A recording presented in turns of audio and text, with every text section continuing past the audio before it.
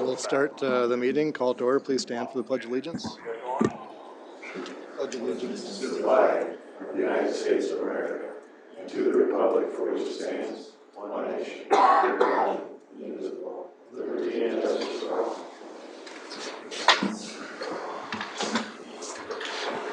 Mr. Dankert, take the roll call, please. Mayor King. Present. Councilmember at Large Austin. Present. Councilmember Baskin. Present. Fisher. Present. Waller. Pashusta. Postma. Present. Baker. Here. We have a quorum, Your Honor. Thank you, Tom. Item number 1 is a motion for the adoption of the agenda. So moved. Second. All in favor? Aye. Aye. Opposed? Motion carries. Item number 2 is a motion approving the minutes from our November 21st, 2022 meeting. So moved. Second. All in favor? Aye. Opposed? Motion carries. Item number 3, there's nothing under recognitions and awards. Moving on to number 4. Item number 4 is a motion for the consent agenda. So moved. Second. All in favor? Aye. Opposed? That motion carries. Under petitions and requests, item number 5 is a resolution approving a contract with Blodler, Mouse, Foreman, and King for prosecution services. Craig. Thank you, Mr. Mayor. Members, this is a 3-year agreement with Blodler, Mouse, Foreman, and King, setting a new rate for that 3-year period. Be happy to answer any questions. Motion to approve. Is there a second? Second. Tom? Councilmember Baskin. Aye. Fisher. Aye. Postma. Aye. Baker. Aye. Councilmember at Large Austin. Aye. Resolution passes 5-0, Your Honor. Thank you, Tom. Item number 6 is a resolution designating polling locations for 2023 elections. Ann? Yes, we don't anticipate having any elections in 2023, but we have to set these each year by statute. Okay. Council, any questions? And one question as we think about 2024, I know, some of the schools have expressed concerns about just safety of, people coming in and using those as polling locations. Is that something we can look at? Are there other alternative areas? I know we've looked at that in the past. It's from my understanding that the school had some staff express some concerns, but the school as a whole does not express concerns about it. So we've talked to them about that, and we'll revisit that, but I don't believe that the school has overall concerns, to my knowledge. Sure. Okay. Anything else for Ann? We could probably offline it just in terms of kind of what the options. I would agree. I don't think the schools in and of themselves, but I know I've heard from multiple people over the years just in terms of questions about, is this the right spot to do? So yeah, kind of curious like what our thoughts are in terms of, are there alternative locations? This is kind of it. It's hard to find polling locations, as we saw in 2020 when we couldn't be in the schools. It's hard to find locations that are ADA compliant and that serve our needs. Obviously, the gyms work really well for that. Also, the school, we run their elections for them, so that's part of their contribution to our election cycle is that they let us use their buildings. There's also a statute that allows us to take over any public buildings we want, basically for that purpose. We're always willing to work with the schools. For example, at Southgate, we did go from the interior gym to the exterior cafeteria over some concerns about that. So we're always willing to work with them and make any modifications that we may need to make them feel more comfortable. Also, yes, we have asked them to make it an in-service day, the schools, because, for example, for this year, the next day was a half a day. Yeah. If we could shift that half a day to, the day before, or make it even a no school day, or an online learning day, we would be preferential for that because that would be better for our voter parking anyway and would alleviate the safety concerns at the school. So we'll talk with them about 2024, but hopefully we don't have anything in 2023. Yeah, I'm with you on that. Thank you very much. All right, thank you. With that, need a resolution for item number 6. So moved. Wow. Or second, whoever you want to give it to. All right, Tom? Go Todd, pull me, I'm number 1. Councilmember Baskin. Aye. Fisher. Aye. Postma. Aye. Baker. Aye. Councilmember at Large Austin. Aye. Resolution passes 5-0, Your Honor. Thank you, Tom. Item number 7 is resolution accepting donations to the city of Austin, and they are as follows. A gift of $250 from Diane and Jeff Baker for the library project 25, $10,000 from CMAC to the 2023 Culture and Arts Commission, and $5,000 from International Paper to the thermal imager for the fire department. So we always appreciate those folks that give of their time and their money, so appreciate those donations. With that, looking for resolution. So moved. Second. Tom? Councilmember Baskin. Aye. Fisher. Aye. Postma. Aye. Baker. I'll abstain. Councilmember at Large Austin. Aye. Resolution passes 4-0 with one abstaining, Your Honor. Thank you, Tom. Item number 8 is setting the 2023 seasonal, temporary, and part-time wage rates. Council, have anything to add on that? Looks like we're going crazy with 1059 for those summer, that's summer help, I'm assuming, right? A lot of that? Yep. Any questions, council? If not, looking for resolution. So moved. Is there a second? Second. Tom? Councilmember Baskin. Aye. Fisher. Aye. Postma. Aye. Baker. Aye. Councilmember at Large Austin. Aye. Resolution passes 5-0, Your Honor. Item number 9 is resolution approving a contract with SRF for design of a community entrance sign. Stephen? A couple months ago, when we reviewed the municipal consent process with MnDOT for the whole I-90 corridor, there was a line item in there, and it was discussed briefly at that time for a community entrance sign. And this is something that we've been working on for many years with MnDOT. This was really developed as part of the Vision 2020 Gateway to Austin corridor group that identified a lot of the bridge aesthetic improvements that are planned and that have been implemented to date. But also another thing was a community entrance sign. They actually had talked about a couple different locations for multiple entrance signs, but we've kind of decided or narrowed it down to this one location where a community entrance sign would be placed on the north side of I-90 between 4th Street and 14th Street. It's a spot near Cobblestone Hotel, for instance, would be the location. It's a spot that has a wide boulevard or a wide grass area. It provides easy access to the sign from the local roadway network on 16th Avenue and 8th Street right behind it. And it is a spot where if you are coming through Austin and you see the sign, no matter which direction you're heading, if you're westbound, you have the opportunity to get off at 14th Street and circle back. If you're heading eastbound, you have the opportunity to get off at 4th Street. So it seemed like a good location, central to the community. And the design for the sign was developed through that visual quality manual to match the bridge aesthetics that are being completed as part of the project.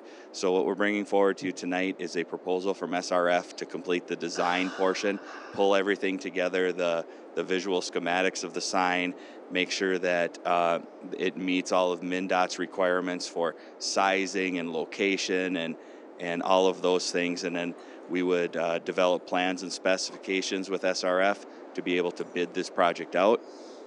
And then we would bring those costs back to you as well, of course. But with this proposal before you tonight, which we've been working closely with the Hormel Foundation to support this project, support the I-90 bridge corridor aesthetics as well. We would enter into a grant with Hormel Foundation to fund this project. And SRF's budget for their design work is $34,021 for this community entrance sign. And we'd recommend approval of this contract. Okay. Council? One question, maybe a dumb question. If it's an entrance sign, why do we not have it at an entrance to the community? Just to minimize, if we had it at the entrance, we'd need 2 of them. So looking out, we first looked to the east and said with the curves coming into Austin from Albert Lee, where is the spot to put that it's visible? And you almost have to get it out west of the mobile home park to get it on the straightaway. Once you start hitting the curves, your field of vision moves as you go around those curves. So one would have to be a distance east, then access becomes very difficult to that for maintenance. We don't have any access roads on the backside of the interstate there to the east of Austin.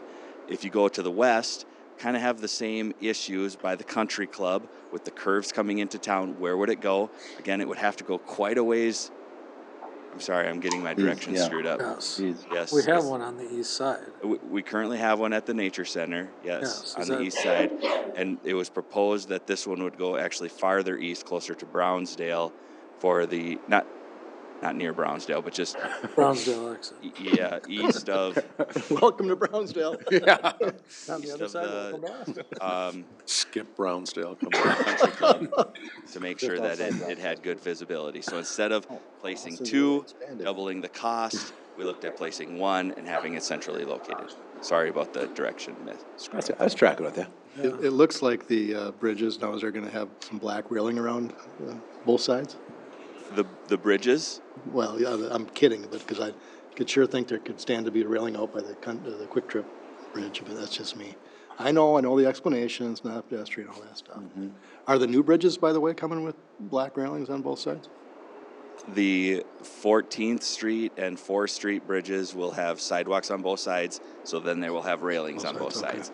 But Oakland Avenue or 105, that will only have a sidewalk on one side, so it'll just be railings on That's one. fine. So again, the railings go with the sidewalks. Got it. All right. Anything else, council, on item number 9? If not, looking for resolution. So moved. Is there a second? Second. Tom? Councilmember Baskin. Aye. Fisher. Aye. Postma. Aye. Baker. Aye. Councilmember at Large Austin. Aye. Resolution passes 5-0, Your Honor. Okay, item number 10 is resolution approving a contract with SEH for Creekside Business Park Infrastructure Design Services. Stephen? So as you all know, we were previously successful in getting an EDA grant for Creekside for extension of infrastructure. And that EDA grant would fund up to about $2.2 million or 50% of a $4.4 million project. And now as we can start to work that project forward, the first phase is the engineering design services working with SEH. They were originally selected to assist the city during a solicitation process. They were selected to assist the city with the grant application, and now we're continuing to work with them through the design portion of the project. You can see in your handout that we have, with the grant, we have different costs identified of where funding will go, and you can see how the engineering design services will be plugged into the architectural and engineering fees, the other architectural and engineering fees, and also a portion of the admin and legal expenses as well. So with that, it fits within the proposed project budget, and we would recommend approving this contract with SEH in the amount of $358,340.94 for these engineering design services. Council, anything? I didn't have to give any directions on that one, so hopefully that one was clear. That's a grant for that $358,000? This is Part a of it. consultant services contract, and it is eligible for 50% of those costs are eligible through the EDA grant. Very good, thank you. Council, any questions, item number 10? Looking for resolution, please. So moved. Second. Tom? Councilmember Baskin. Aye. Fisher. Aye. Postma. Aye. Baker. Aye. Councilmember at Large Austin. Aye. Resolution passes 5-0, Your Honor. Thank you, Tom. Item number 11 is resolution approving a purchase of service agreement with Austin Aspires for hotspots. Julie? Yes, the Austin Public Library is entering into a purchase of service agreement with Austin Aspires, whereby Austin Aspires is going to use grant money to pay for the data plans for 100 hotspots that the library is then going to distribute to the community. The library board has reviewed the agreement that was written actually by Mr. Byram and asked that the city approve the agreement with Austin Aspires. Okay, seems straightforward. Council, any questions for Julie on this? Then we'll need a resolution for item number 11, please. So moved. Second. Tom? Councilmember Baskin. Aye. Fisher. Aye. Postma. Aye. Baker. Aye. Councilmember at Large Austin. Aye. Resolution passes 5-0, Your Honor. Thank you. Under the citizens addressing the council, are there any citizens here wishing to speak with council that things weren't on the agenda? Mr. Waldman, step forward, please. Thank you. I'm just wondering what. Sir, could you provide your name and address for the Name and record? address. Peter Waldman. I'm at 57834 240th Street, in Austin. And I brought up this accident I had last time I saw you, and I'm just wondering what if you have any suggestions as to what I can do to resolve this issue. As I mentioned last meeting, Mr. Waldman, again, sorry for your accident. Every once in a while, council does look at intersections that may be of a concern, either maybe because of high accident rate. But we get that information together from our city attorney, or I'm sorry, our city engineer, as well as our city PD. So at this point, nothing has been discussed, but I can assure you that we'll talk about it. We do every year. I'm looking into it. Okay? I mean, I'd like to form a map with the unregulated intersections, maybe Mr. Lang can help me with that. And then maybe we can rate them or get information from the police department as to what intersections are the worst, and at least take care of some of them. If you want me to work on them individually, I'll work on them individually. I think we rely upon, as a council, we rely upon our city department heads to do that kind of work. We appreciate your willingness to help. Now, if you want to leave a number with them and they might want to engage you, that'd be fine. But we would rely heavily upon our department heads for those kind of things. Limited, because they shouldn't be allowed. Okay, thank you. Thank you. Anyone else here to speak to the council, things that were on the agenda? If not, then we go to honorary council member comments. Alex, this is your last meeting. Thank you for serving. Do you have any closing comments or any? Yeah, I would like to thank the council for giving me this opportunity to sit with you guys over here. It's given me a lot to think about what the city council does to help the city. Again, thank you. Excellent. Thanks, Alex. Appreciate your participation.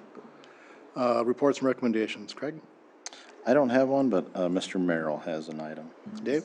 Thursday night at the Nature Center, the Merry and Bright Night event is going on. Lots of cool activities. Come out and check it out. Because my kids are obviously watching from home tonight, I will say that that I did text Santa Claus to confirm that he will be there from 4 to 7:30. So What's his number? Do you have his number? what's that? Do you have his number? Absolutely. Thank you. So Merry and Bright Night Thursday night at the Nature Center, 4 to 8 p.m. Sure to be Santa Claus there. Excellent. Thanks, Dave. Paul, anything? Nothing, Your Honor, for Dankert. Oh, sorry, Tom. Just to remind council, Wednesday night, 6 o'clock is our truth and taxation hearing here in the council chambers. Probably half hour, 45 minutes of discussion, depending on how many citizens show up. Okay. Thank you, Tom. Paul? Nothing, Your Honor. Jason? Want to congratulate Coach Jamal Gibson on winning his debut as the Austin Packers boys head basketball coach. So obviously big shoes to fill with Coach Fadness, but now the #1 all-time winningest percentage coach in the history of Austin High School athletics. So maybe he'll retire after game 1. Nice. Jeff? Nothing, Your Honor. Posty? Nothing, Your Honor. Jeff? Nothing for me. We swore in a new police officer today, Chief McKeegan. Do you want to just say a few things about our new officer? Comes with experience. I'll speak loudly. Jesse Metz is our newest officer. He's coming over from Fillmore County. He's got 10 years of experience. And so we're looking at having a very short learning curve on what it means to be a licensed police officer in the state. He will still go through our 12-week program. Most of it will be instilling the geography, how to find things. We use a slightly different computer system than he would have used, just kind of setting the tone on how we operate and what our procedures and policies are. But we're very excited to have him start with us. And again, at the end of 12 weeks, we're expecting we're going to get a veteran officer who's going to be operating at a level of officers that have been here for a number of years. So very exciting for our staff and our department. Excellent. Thanks, Chief. Yeah, welcome Jesse Betts, our new officer. And I have nothing further. Other than that, we're looking for a motion to adjourn to the Monday, December 19th, 2022. So moved. Second. All in favor? Aye. Aye. Opposed? Our motion carries. We are adjourned. We'll take 5 minutes and move into the work session. I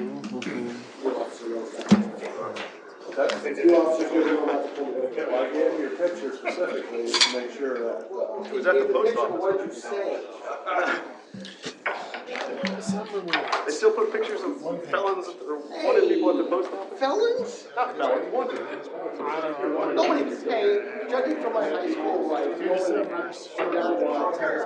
I'm highly optimistic.